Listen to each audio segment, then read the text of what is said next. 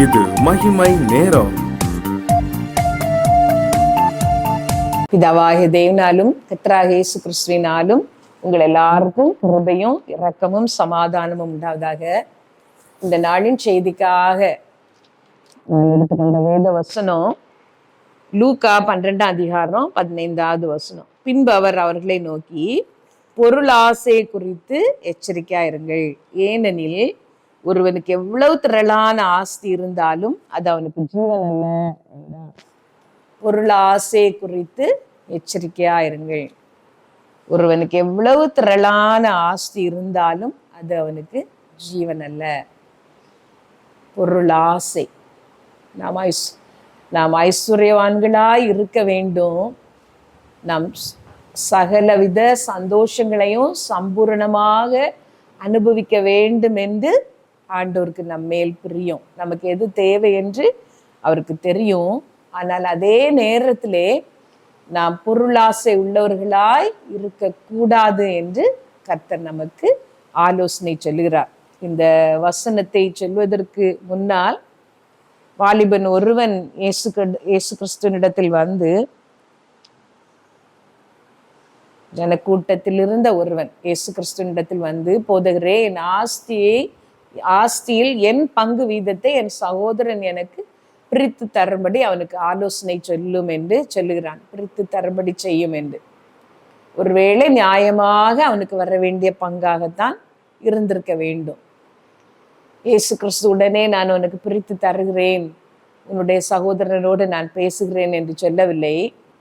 இந்த பிரித்து கேட்ட அந்த மனிதனுக்கு ஒரு ஆலோசனையை சொல்லுகிறார். பொருளாசை குறித்து எச்சரிக்கையாயிருங்கள். அதன் அர்த்தம் என்னவென்றால், நமக்கு இருக்கிறதை நாம் திருப்தியாக வைத்துக் கொள்ள வேண்டும். இன்னும் வேண்டும், இன்னும் வேண்டும் என்று நாம் ஆசைப்படுவது தப்பு என்று சொல்லி, நாம் அனுபவிக்கிறதற்கு சகலவித நன்மைகளையும் சம்பூர்ணமாக தருகிறவர் நம்முடைய தேவன் என்று வேதவசனம் சொல்லுகிறது. ஆபிரகாமை பார்த்து ஆண்டவர் சொன்னா, நீ தேசாந்திரியாய் பரதேசியாய் அலைந்து திரி, நீ நடக்கிற இடத்தை எல்லாம் உனக்கு தருவேன் என்று சொன்னார். ஆனால் கீழ்ப்படிந்து ஆபிரகாம் போன பொழுது ஆபிரகாமை வெள்ளியும் பொன்னுமுடைய சீமானாக ஆண்டவர் மாற்றினார். அதே போல வேதத்துல நாம் பார்க்கும் பொழுது சாலமோன் ராஜா ஆன பொழுது அந்த ராஜாங்கத்திற்காக, அவருடைய அந்த ராஜ உத்தியோகத்தை சரியாக செய்வதற்காக ஞானமுள்ள இருதயத்தை தாரும் என்று கேட்டார். அது ஆண்டவருக்கு பிரியமான உகந்த ஒரு விண்ணப்பமாக இருந்தது. கர்த்தர் ராஜாவோடு பேசி, சாலமோன் ராஜாவோடு பேசி, நீ கேளாத ஐஸ்வர்யத்தையும் ஞானத்தையும் எனக்கு தருகிறேன் என்று சொன்னார். சம்பூர்ணமாக ஆண்டவர் கொடுத்தார். நாம் அனுபவிக்கும்படி எல்லாவற்றையும் நமக்கு தருவது ஆண்டவருடைய பிரியம், ஆண்டவருடைய இஷ்டம். ஆனால் அதே நேரத்துல அந்த பணத்திற்காக பொருளாசை நிமித்தம் அவரிடத்திலே போய் வேண்டுதல் செய்வது அவருக்கு பிரியமல்ல. நாம் பார்த்த இந்த கதையிலே அப்படிதான். நமக்கு எல்லாவற்றையும் தருகிறார். ஆனால் பணத்திற்காக நாம் ஆண்டவரிடத்திலே போய் ஜெபிக்கும் பொழுது அவர் இப்படிதான் நமக்கு சொல்லுவார், பொருளாசை குறித்து எச்சரிக்கையாயிருங்கள். ஏனென்றால் ஒருவனுக்கு எவ்வளவு திரளான ஆஸ்தி இருந்தாலும் அது அவனுக்கு ஜீவன் அல்ல. இன்றைக்கு நாம் நிறைய போதிக்கப்பட்டிருப்பது, ஆண்டவரிடத்திலே வந்தால் அவர் எல்லா சுகத்தையும் சம்பத்தையும் தருவார் என்று சொல்லி. ஆனால் இயேசு கிறிஸ்து அப்படி தேடி வந்த மனிதனுக்கு அப்படி ஒரு பதில் கொடுக்கவில்லை. ஆண்டவர் சொன்ன பதில், பொருளாசை குறித்து எச்சரிக்கையார்கள். அது ஏன் எச்சரிக்கையா இருக்க வேண்டும் என்று ஆண்டவர் சொன்னார் என்றால், எவ்வளவு திரளான ஆஸ்தி இருந்தாலும் அது ஜீவன் அல்ல. காப்பாற்றப்பட வேண்டியது நம்முடைய உள்ளான மனுஷன். நாம் ரட்சிக்கப்பட்டிருக்க வேண்டும். கூடவே ஆண்டவர் ஒரு உவமையும் சொன்னார். ஒரு ஐஸ்வர்யமுள்ள ஒருவனுடைய நிலம் நன்றாக விளைந்தது, நிறைய பொருட்கள் சேர்த்து விட்டு அவன் உள்ளத்திலே நினைக்கிறான், அநேக வருஷங்களுக்கான பொருள் இருக்கிறது, நீ புசித்து குடித்து சந்தோஷமாயிரு என்று. ஆண்டவர் அவனை பார்த்து, இந்த ராத்திரியிலே உன் ஆத்மா உன்னிடத்திலிருந்து எடுத்துக்கொள்ளப்பட்டால் நீ சேகரித்தவைகள் யாருடையதாகும் என்று கேட்டார். இந்த உலகத்திலே நாம் சேர்க்கிற சம்பத்து, நாம் சேர்க்கிற ஐஸ்வர்யம் எல்லாமே அப்படித்தான். அதே நேரத்திலே நம்முடைய ஆத்மா ரட்சிக்கப்பட்டிருந்ததானால் அதுதான் ஒரு விலையேற பெற்ற சம்பாத்தியம்.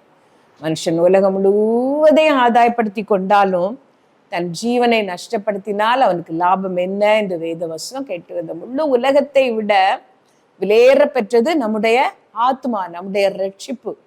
அதை காத்து கொள்வதிலே நாம் ஜாக்கிரதையாக இருக்க வேண்டும். இன்னும் சேர்க்க வேண்டும், இன்னும் நான் வீட்டின் மேல் வீட்டை கட்ட வேண்டும், இன்னும் சம்பூர்ணமாக வாழ வேண்டும் என்று நினைப்பதை விட்டு என்னுடைய ஆத்மா ரட்சிக்கப்படுவதற்கு செய்ய வேண்டியதை நான் செய்ய வேண்டும், என்னுடைய வீட்டார் கர்த்தரண்டை வருவதற்கு செய்ய வேண்டியதை நான் செய்ய வேண்டும் என்று நான் பிரயாசப்படும் பொழுது அதுவே கர்த்தருடைய பார்வையிலே பிரீதியான ஒரு காரியமாக இருக்கும். தேவனுடைய ராஜ்யத்தையே தேடுங்கள், அப்பொழுது இவைகள் எல்லாம் உங்களுக்கு கூட கொடுக்கப்படும் என்று ஆண்டவருடைய வார்த்தை நமக்கு ஆலோசனை சொல்கிறது. நாம் தேட வேண்டியது அவருடைய ராஜ்யத்துக்கு அடுத்த காரியங்களை தான், நம்முடைய ஆத்மா ரட்சிக்கப்படுவதற்கு ஏற்ற காரியங்களை தான். அது சில வேளைகளிலே அவ்வளவு சுலபமாக இருப்பதில்லை. நாம் பெற்றுக்கொண்ட அந்த ரட்சிப்பை காத்து கொள்வது கூட அது ஒரு கடினமான போராட்டமாக இருக்கும். உலகமா ஆண்டவரா என்று நாம் நினைக்கிற சூழ்நிலைகள் நிறைய வரும். இயேசு கிறிஸ்துவிடமே பிசாசானவன் வந்து நின்று பேரம் பேசினான். உலகத்தின் மகிமை எல்லாம் காட்டிவிட்டு, இதெல்லாம் வேண்டுமா உமக்கு? இல்லை, பாடுகள் தான் வேண்டுமா என்று பேரம் பேசினான். ஒரே ஒரு தடவை என்னை வணங்கினால் போதும் என்று சொல்லி இயேசு கிறிஸ்து ஆண்டவருடைய வார்த்தைகளை கொண்டு உன் தேவனாகிய கர்த்தரை பணிந்து கொண்டு அவர் ஒருவருக்கே ஆராதனை செய்வாயாக என்ற வார்த்தையை சொல்லி பிசாசானவனை மேற்கொண்டார். ரட்சிக்கப்பட்ட உங்களுக்கும் இதே சோதனைகள் வரலாம். ஐஸ்வர்யத்திற்காக நான் இன்னும் என்னுடைய நேரத்தை, என்னுடைய வாழ்க்கை எல்லாம் நான் விரயமாக்கலாமா? இல்லை, கர்த்தரை தேடுவதற்கு போதுமான அவகாசம் வைத்துவிட்டு உலகத்தின் காரியங்களுக்காக நான் ஓடலாமா என்கிற கேள்வி வரும் பொழுது கர்த்தரையே தெரிந்து கொள்ளுங்கள். பணம், பொருளாசை, உலகத்தின் காரியங்கள் என்று அதன் பின்னால் அலையாமல் ஆண்டுடைய காரியங்களுக்கு, அவருடைய ஆலயத்திற்கு அடுத்த காரியங்களுக்கு, கர்த்தரோடு தனித்திருக்கிறதற்கு பிரயாசம் எடுத்து நீங்கள் முக்கியத்துவம் கொடுத்து பாருங்கள். நீங்கள் ரெண்டையும் இழந்து போக மாட்டீர்கள். உலக ஆசீர்வாதங்களையும் இழந்து போக மாட்டீர்கள், ஆவிக்குரிய நன்மைகளையும் நீங்கள் பெற்றுக்கொள்வீர்கள். ஆகவே தான் ஆண்டவர் சொன்னார், பொருளாசை குறித்து நீங்கள் எச்சரிக்கையா இருங்கள் என்று சொல்லி. ஒரு நிமிடம்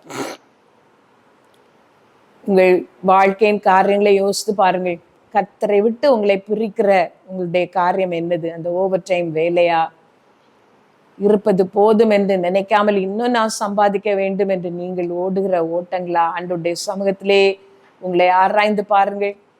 ஏசப்பா எனக்கு உதவி செய்யும் என்று கேட்டு பாருங்கள். ஒரே ஒரு வாழ்க்கை தான். உலகத்துக்காக நீங்கள் வாழ்ந்து சம்பாதிக்கிறதெல்லாம் நீங்கள் விட்டு தான் போக வேண்டும். கர்த்தருக்காக வாழ்கிற வாழ்க்கை பரலோக ராஜ்யத்திலே கனம் பெறும்.